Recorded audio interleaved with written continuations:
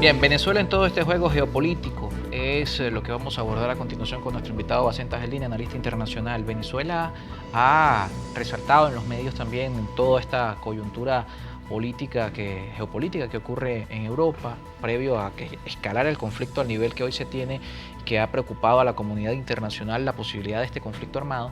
Decían desde Rusia que no descartaban la posibilidad de que se instalaran bases militares en Venezuela. Nuestro invitado ha dicho que Rusia hoy está jugando un papel de defensa de su área cercana por la expansión de la OTAN, de la instalación de bases de misiles nucleares. Venezuela, ¿qué tiene que ver en todo este proceso de defensa de territorios si nosotros estamos a un continente de distancia de Rusia? Sí, Rusia defiende su área de seguridad y sus intereses económicos en la región, geopolíticos, económicos en la región. Pero Venezuela es parte de este mundo, Carlos. Venezuela juega un papel en el tablero mundial. Venezuela es un país importante. Eso nos debería hacer sentir a todos orgullosos como venezolanos. País importante. Y hablas tú de la OTAN. ¿Y de qué papel juega Venezuela? Mira el papel que está jugando Estados Unidos y la propia OTAN en Colombia, donde ya hablan abiertamente de que Colombia forme parte de la OTAN. Colombia, un peón, gobierno extremadamente lacayo, pero sobre todo corrompido y comprometido con Estados Unidos para también la clase política colombiana defender sus intereses, una clase muy ligada al narcotráfico, muy vinculada al narcotráfico y por tanto respeta y acata, mejor dicho, no respeta, acata como buen peón todas las decisiones de Estados Unidos. ¿Bases militares? Sí, hay 11, 12 bases militares de Estados Unidos en Colombia. 11, 12 bases militares de Estados Unidos en Colombia y sigue siendo Colombia, qué casualidad, donde están las bases militares, el mayor productor del mundo, reconocido por las Naciones Unidas, de cocaína. ¿Que utilizan el espacio territorial venezolano? Sí, para transportar la cocaína que producen en Colombia, que defienden las más de 12 bases militares estadounidenses hacia sus mercados que son Europa y Estados Unidos. Entonces, vaya la hipocresía también. Hablan de las bases rusas en Venezuela, ya va. Aquí en Colombia hay 12 bases estadounidenses amenazando no solamente a Venezuela, a toda la región. Y ante el auge de los gobiernos de izquierda, de lo que vamos a hablar, por cierto. Sí, mucho más. Ahí están los planes que se han armado que yacen sobre el papel. Planes de contingencia de Estados Unidos ante la amenaza de la izquierda en esta región, que no es una amenaza, realmente no es una amenaza para los Estados Unidos, pero sí para la grosería, la imposición, para la hegemonía de los Estados Unidos. Hablar de bases rusas en Venezuela, yo en el fondo quisiera, porque se formaría parte o permitiría una razón de seguridad para el país. Meterse con Venezuela sería meterse con Rusia, meterse con China, porque Rusia en el gran tablero geopolítico mundial juega junto a China en estos aspectos geopolíticos militares. Entonces defendería a Venezuela en ese supuesto de una agresión. No hablemos de soberanía en este momento, cuando te estoy colocando sobre el punto que Colombia, país que amenaza a Venezuela y a la región, no tiene nada de soberanía. 12 bases militares estadounidenses que amenazan a Venezuela. Si vamos a los puntos principistas, yo también, que soy tan principista como tú, en el sentido de que vamos a defender la soberanía, yo no quisiera que existieran bases militares en el país de ninguna índole. Otra nación. De ninguna otra nación. Pero ante una amenaza real, que ya ha sido efectiva en algunos momentos de la historia reciente del país, ojalá, diría yo, pero yo sé que eso no está en el planteamiento, lo han dejado claro nuestros líderes políticos en Venezuela, el presidente y el resto, de que no está en el planteamiento eso. Que tenemos relaciones con Rusia, sí tenemos grandes relaciones de carácter económico, militar con Rusia, sí la tenemos, ahí están, tenemos Sukhoi que vienen a formar parte de la defensa de la soberanía de nuestro país, actuar en pro de la defensa, y ahí están, y han actuado, han derribado aviones del narcotráfico colombiano. ¿Tenemos armamento ruso? Sí, misiles, antimisiles y misiles antiaéreos. Tenemos cosas que no disponíamos aquí en el pasado. Eso nos debe dar orgullo y sobre todo fuerza para defender nuestra soberanía. Sí, sí. Yo creo que lo que está en el tablero es esto, una gran amenaza sobre Venezuela y sobre toda la región. Lo hemos dicho infinidad de veces y no es una teoría o lo que llaman una teoría conspirativa, como lo que llaman parte de las teorías conspirativas. No, es una realidad, se ha hecho realidad. Porque voceros de los Estados Unidos han descartado cualquier plan que tenga que ver con una invasión, un plan que tenga que ver con una amenaza militar hacia ¿Y quién cree en esos voceros? ¿Tú crees en esos voceros, Carlos? ¿Quiénes nos escuchan? Cuando han sido los grandes responsables de grandes masacres, genocidios, crímenes de guerra en muchos continentes, en muchas partes en muchos países del mundo, en todos los continentes, inclusive en este continente, han sido los grandes responsables de crímenes de guerra, de invasión, de agresión a la soberanía de los países. La hipocresía es parte del discurso, el doble rasero, es parte del discurso estadounidense. Y ellos, como país imperialista, como potencia imperialista, van a utilizar ese discurso y muchos otros para defender lo indefendible, para defender y expandir sus intereses geopolíticos, militares en todo el continente, mucho más en un contexto donde han venido retrocediendo Estados Unidos. Ahí está. Lo admiten todos los organismos multilaterales, económicos, analistas. ¿Quién es hoy la primera potencia económica mundial, Carlos? ¿Quién es? No es Estados Unidos, ya pasó a ser China, la primera potencia económica mundial, desplazando en todos los campos, militar, pero sobre todo económico y tecnológico a los Estados Unidos, desplazándolo.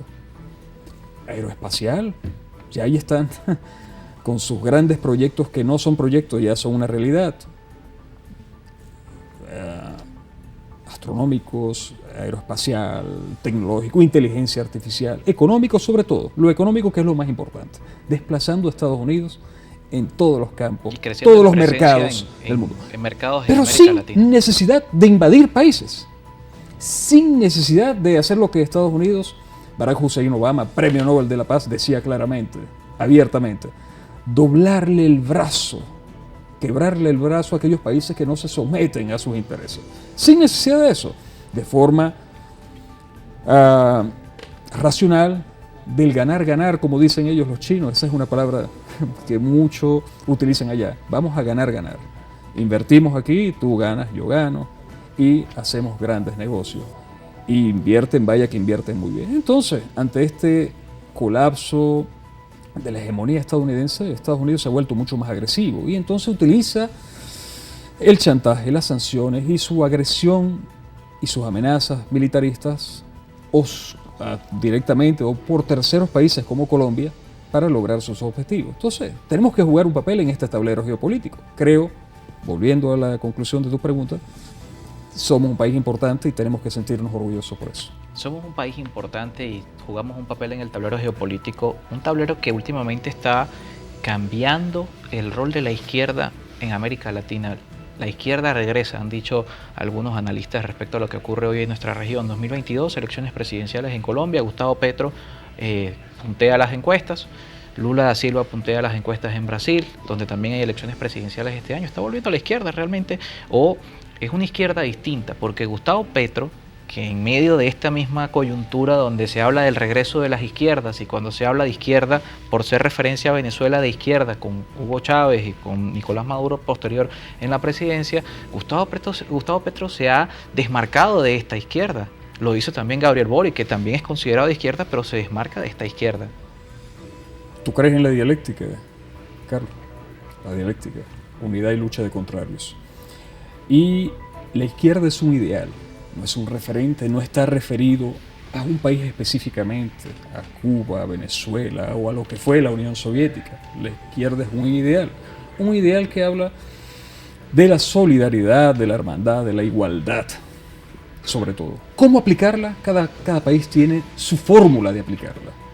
Lo contrario a ese ideal está la derecha, que promueve más bien los valores del egoísmo, el capitalismo y lo que ya conocemos sobre la razón mercantil por encima de las necesidades de las masas y del pueblo trabajador. Eso está claro. Como ideal, la izquierda te respondo rápidamente, cumple esa razón y no tiene dueño, no tiene referente. Un ideal no tiene referente. Pues sí, puede tener muchos referentes, puede ser muy variado, pero uno específico no. Entonces, cada país, con su tónica, con su historia, con sus particularidades, con sus desarrollos políticos e históricos, llevan a la conclusión sus ideales. Y ahí está, nadie puede negar. Chile, con sus particularidades, sus críticas a Venezuela, quizás aprovechando este contexto geopolítico e interno, donde Venezuela ha sido muy desprestigiada a razón de la crisis que hemos estado sufriendo los venezolanos, por lo que ya sabemos, que no podemos ignorar. Lo decía, de hecho, el que diputado, se llevaría otro programa si lo lo decía el diputado que estaba acá antes de mi entrevista, el diputado de la derecha. Abiertamente hay que reconocer lo que es una realidad, el bloqueo, las sanciones, todo eso es lo que ha afectado económicamente al país, que se ha convertido en un mal referente. Y vuelvo al punto, la izquierda no tiene referente único, puede ser mucho o puede ser solamente un ideal. Ahí está, vuelvo a la razón, Chile, Perú, la posibilidad en Colombia de que Petro llegue al poder, ahí está, critica mucho a Venezuela, quizás aprovechando de esa situación para desmarcarse y promover su propio ideal, su propio referente de izquierda. Tiene total derecho a hacerlo. Lo que creo es que se está inmiscuyendo y está ignorando nuestras particularidades históricas, nuestras razones de por qué estamos sufriendo lo que sufrimos y cómo hemos venido enfrentando, pese a todas las sanciones y bloqueos, a nuestras realidades. No es lo mismo el país que teníamos hace unos años, antes de la muerte del presidente Chávez, con una producción petrolera donde el petróleo lo adquiría Estados Unidos y otros países, donde no teníamos sanciones, a un país bloqueado, sin posibilidad de vender libremente nuestro petróleo, nuestro oro, nuestros recursos a los países del mundo. Sin posibilidad, no es lo mismo. Es decir, hay personalidades, Rafael Correa lo entiende y hacía su crítica, un referente de izquierda, pero vuelvo al punto, la izquierda está por encima de cualquier referente particular, es un ideal. De cualquier referente. Y lo decía, lo criticaba Boric. No podemos estar utilizando Venezuela para limpiarnos y deshacernos de esa crítica contra la izquierda, porque Venezuela tiene sus propias particularidades. Pero vuelvo a la rápidamente razón. Que nos toca despedir. Colombia, hay posibilidades. Brasil, hay grandes posibilidades. Hay avances y la izquierda sabe mucho de la dialéctica, aprende de sus errores, el ser humano, lo que nos hace seres humanos, porque aprendemos de nuestros errores y vamos corrigiendo en el transcurso, en la marcha, nuestras situaciones, nuestras particularidades. Nos toca despedir. Muchísimas gracias por estar con nosotros y hablar de estos temas tan complejos de alguna forma para la ciudadanía, tal vez, que tienen que ver con geopolítica, pero que, como menciona nuestro invitado, el papel de Venezuela destaca en los medios de comunicación. Siempre estamos allí también como parte importante de las negociaciones, parte importante de lo que es el desarrollo de la geopolítica de nuestra región. Nos toca despedir. Gracias a ustedes también por acompañarnos en redes sociales. Recuerden @encontextoepisodio es nuestra cuenta. Esta entrevista y la primera de la tarde también va a estar disponible en nuestro canal de YouTube, Carlos Peñalosa en Contexto. Nos vemos mañana.